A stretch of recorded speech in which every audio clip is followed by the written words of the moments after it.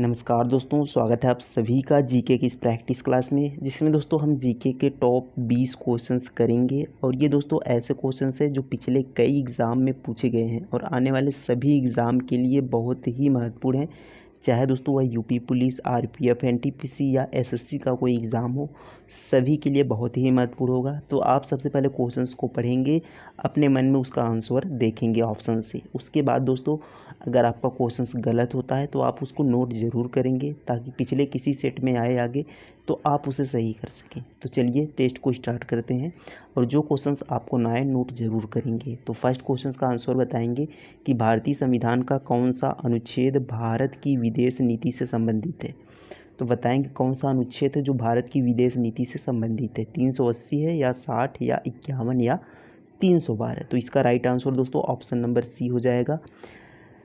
विदेश नीति से संबंधित अनुच्छेद 51 है। और अंतर्राष्ट्रीय शांति की बात भी, अंतर्राष्ट्रीय शांति, तो अंतर्राष्ट्रीय शांति की बात भी किस में की गई है, ये भी अनुच्छेद 51 में की गई है, ये आप ध्यान रखेंगे।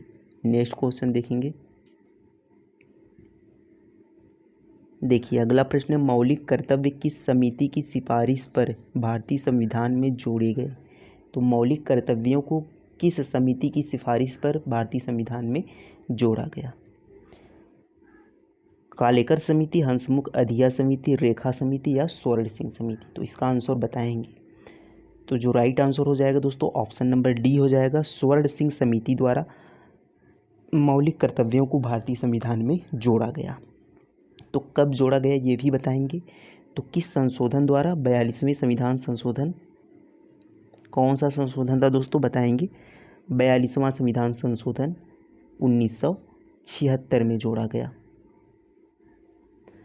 और किस अनुच्छेद में जोड़ा गया, तो 51A में या 51K में, ये आप ध्यान रखेंगे। मौलिक कर्तव्यों को जोड़ा गया किस देश से लिया गया, तो रूस से। नेक्स्ट क्वेश्चन देखेंगे। सबरीमाला मंदिर किस राज्य में है। बताएंगे दोस्तों सबरीमाला मंदिर किस राज्य में स्थित है। तो इसका राइट आंसर हो जाएगा दोस्तों ऑप्शन नंबर ए, केरल में। सबरीमाला मंदिर किस राज्य में है, तो केरल में, ये यहाँ पर करेक्ट आंसर हो जाएगा। नेक्स्ट क्वेश्चन देखेंगे, बताएंगे दूसरी क्वेश्चन। अगला क्वेश्चन है यहाँ पर दोस्तों कि दूसरी पंचवर्षीय योजना के समय भारत के प्रधानमंत्री कौन थे। दूसरी पंचवर्षीय योजना के समय भारत के प्रधानमंत्री कौन थे। मनमोहन सिंह, पंडित जवाहरलाल नेहरू, इंदिरा गांधी या लाल बहादुर शास्त्री। तो इसका राइट आंसर हो जाएगा पंडित जवाहरलाल नेहरू दूसरी पंचवर्षीय योजना के यहाँ समय भारत के प्रधानमंत्री थे। और ये देखिए अभी करंट का क्वेश्चन कि प्रधानमंत्री नरेंद्र मोदी दूसरे व्यक्ति हैं जो तीसरी बार शपथ ग्रहण किए हैं। और उससे पहले व्यक्ति कौन थे, तो पहले व्यक्ति पंडित जवाहरलाल नेहरू थे जो तीसरी बार शपथ ग्रहण किए थे। तो यहाँ पर दूसरी पंचवर्षीय योजना किस मॉडल पर थी, तो ये महालनोबिस मॉडल थी। कब से कब तक थी, तो दोस्तों देखिए 51 से 56 तक पहली पंचवर्षीय योजना थी, और 56 से 61 तक दूसरी पंचवर्षीय योजना चली थी। तो इसका कार्यकाल भी याद रखेंगे। नेक्स्ट क्वेश्चन देखेंगे। भारतीय संगीत का आदि ग्रंथ कहा जाता है। भारतीय संगीत का आदि ग्रंथ किसे कहा जाता है।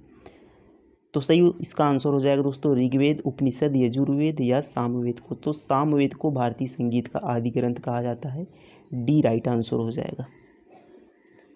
नेक्स्ट क्वेश्चन देखेंगे, बताएंगे दोस्तों जैन धर्म के प्रथम तीर्थंकर ऋषभदेव का प्रतीक चिन्ह क्या है। जैन धर्म के प्रथम तीर्थंकर ऋषभदेव का प्रतीक चिन्ह क्या है। सिंह, हाथी, बैल या सर्प। तो ऋषभदेव जो कि जैन धर्म के प्रथम तीर्थंकर थे, उनका यहाँ पर जो प्रतीक चिन्ह है वह क्या है, बैल। याद रखेंगे बैल। सी करेक्ट आंसर हो जाएगा। हाथी किसका है, तो महावीर स्वामी का, जो कि 24वें तीर्थंकर थे और वास्तविक संस्थापक भी उन्हें कहा जाता है। तो महावीर स्वामी का सिंह यहाँ पर हो जाएगा। अगला प्रश्न देखेंगे। देखिए नेक्स्ट क्वेश्चन है कि महावीर की माता किसकी बहन थी। महावीर की माता किसकी बहन थी। तो ये दोस्तों चेतक की बहन थी, ये यहाँ पर क्या हो जाएगा, राइट आंसर हो जाएगा। कौशल नरेश चेतक की बहन थी। नेक्स्ट क्वेश्चन देखेंगे। देखिए अगला प्रश्न है, ब्रह्म समाज की स्थापना कब हुआ। तो ब्रह्म समाज की स्थापना दोस्तों 1828 में होती है, ये राइट आंसर हो जाएगा। किसने किया था, तो राजा राम मोहन राय ने ब्रह्म समाज की स्थापना की थी। कब किया था, 1828 में। नेक्स्ट क्वेश्चन देखेंगे। देखिए अगला प्रश्न है कि पंचायती राज प्रणाली किस सूची में है।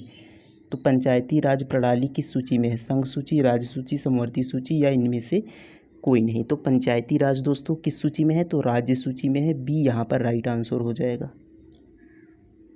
अगला प्रश्न देखेंगे। राष्ट्रीय मतदाता दिवस कब मनाया जाता है,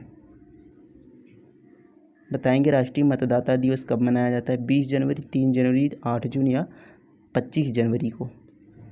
तो राइट आंसर हो जाएगा 25 जनवरी को राष्ट्रीय मतदाता दिवस के रूप में मनाया जाता है, डी करेक्ट आंसर हो जाएगा। नेशनल डेयरी रिसर्च इंस्टीट्यूट कहाँ स्थित है, बताएंगे। नेशनल डेयरी रिसर्च इंस्टीट्यूट कहाँ स्थित है, तो ये दोस्तों करनाल हरियाणा में स्थित है, तो सी करेक्ट आंसर हो जाएगा, कहाँ पर, हरियाणा में। अगला प्रश्न देखेंगे। उत्तर प्रदेश का कौन सा जिला पेठा नगरी के नाम से जाना जाता है, उत्तर प्रदेश का कौन सा जिला है जिसे पेठा नगरी के नाम से जाना जाता है, लखनऊ, आगरा, वाराणसी या प्रयागराज। तो राइट आंसर हो जाएगा दोस्तों ऑप्शन नंबर बी, आगरा को पेठा नगरी के नाम से जाना जाता है, तो बी करेक्ट आंसर हो जाएगा, आगरा। देखिए नेक्स्ट क्वेश्चन है, बीजिंग किस देश की राजधानी है, बीजिंग किस देश की राजधानी है, तिब्बत की, म्यांमार की, भूटान की या चीन की। तो बीजिंग किसकी राजधानी है दोस्तों, तो चीन की राजधानी है बीजिंग, डी करेक्ट आंसर हो जाएगा, चीन की। नेक्स्ट क्वेश्चन देखेंगे। महात्मा गांधी का समाधि स्थल निम्न में से कौन सा है, तो विजय घाट, राजघाट, चैत्यभूमि या महाप्रयाग घाट। तो महात्मा गांधी का समाधि स्थल कौन सा है, तो बी राइट आंसर हो जाएगा दोस्तों, राजघाट महात्मा गांधी का समाधि स्थल है राजघाट। विजय घाट किसकी बताएंगे, तो लाल बहादुर शास्त्री जी की, लाल बहादुर शास्त्री जी की यहाँ पर जो समाधि स्थल है वह उसका नाम है विजय घाट। अगला प्रश्न देखेंगे। कुत्ता का वैज्ञानिक नाम क्या है, कुत्ता का वैज्ञानिक नाम, बॉस इंडिकस, बुबालिस, यहाँ पर कैनियस फैमिलियर्स, कैनिडे। तो सी करेक्ट आंसर हो जाएगा दोस्तों, कैनियस फैमिलियर्स किसका वैज्ञानिक नाम है, तो कुत्ते का। बॉस इंडिकस गाय का वैज्ञानिक नाम है, इसको भी ध्यान रखेंगे। अगला प्रश्न देखेंगे। तूतीकोरिन बंदरगाह कहाँ स्थित है, तूतीकोरिन बंदरगाह कहाँ स्थित है, तो ये दोस्तों तमिलनाडु में स्थित है, ये राइट आंसर हो जाएगा। कहाँ पर स्थित है, तमिलनाडु में। अगला प्रश्न देखेंगे। और अब यहीं पर देखें, कांडला बंदरगाह जो है वह गुजरात में था, कांडला, इसको भी ध्यान रखेंगे, एग्जाम में पूछा गया था। संसद का गठन किस अनुच्छेद में है, संसद का गठन किस अनुच्छेद में है, तो राइट आंसर हो जाएगा दोस्तों, अनुच्छेद कौन सा है, संसद, तो 79 यहाँ पर होगा, डी करेक्ट आंसर हो जाएगा। 79 में देखिए सरल याद रखेंगे, सरल से संसद हो गया 79 में, और रज से क्या हो गया, राज्यसभा 80 में, और लोकसभा हो गया 81 में। तो इस तरीके से आप इसको याद रख सकते हैं। तो डी करेक्ट आंसर हो जाएगा, संसद का गठन अनुच्छेद 79 में है।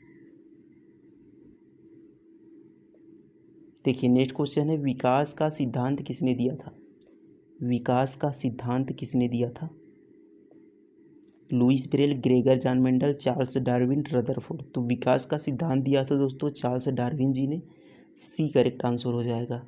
और ग्रेगर जॉन मेंडल ने किसका सिद्धांत दिया था, तो आनुवंशिकी का, किसका, आनुवांशिकी का सिद्धांत किसने दिया था? तो ये दिया था ग्रेगर जॉन मेंडल ने। अगला प्रश्न देखेंगे, मारो फिरंगी को किसका वचन है? मारो फिरंगी को यह किसका वचन था? विनोबा भावे का, मंगल पांडे, सुभाष चंद्र बोस या लाला लाजपत राय? तो किसका था? मंगल पांडे का वचन था मारो फिरंगी को। तो बी करेक्ट आंसर हो जाएगा, मंगल पांडे जी। देखिए लास्ट क्वेश्चन है दोस्तों कि जनगणना किस अनुच्छेद के अंतर्गत आता है? जनगणना किस अनुच्छेद के अंतर्गत आता है? 246, 262, 266 या 267? तो राइट आंसर हो जाएगा ऑप्शन नंबर ए, 246 के अंतर्गत आती है जनगणना। ए करेक्ट आंसर हो जाएगा। अब दोस्तों आपको ये बताना है कि जनगणना किस सूची का विषय है? संघ सूची, राज्य सूची या समवर्ती सूची का विषय है? ये आपको कमेंट कर कर बताना है कि जनगणना किस सूची का विषय है और आपने कितना स्कोर किया, कमेंट में ज़रूर लिखें ताकि डेली आपका यहाँ पर स्कोर इंक्रीज़ हो। तो मिलते हैं नेक्स्ट टेस्ट में, तब तक के लिए थैंक यू, धन्यवाद, जय हिंद।